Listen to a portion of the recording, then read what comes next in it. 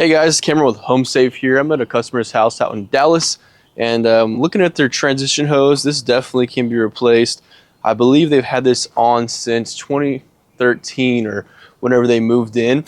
You can see just how old this thing is and how much stuff it's collected inside. All the random stuff that was in their kids' pockets has now landed in here. They're living in here for a couple of years. So we definitely have a better replacement for this. As you can see, you can hear it crumpling whenever you push it in and out, kind of like an accordion. This thing is pretty much falling apart in my hands as I'm holding it. So we do offer a suitable replacement for that, which is Innovate Flex Hose. This is specifically designed for the dryer vent system.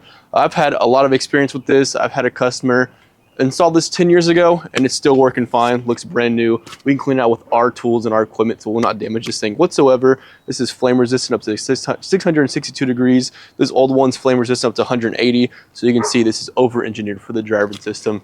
Very flexible and durable. You can see it's crush resistant as well, so if you push it too far back, keeps its shape.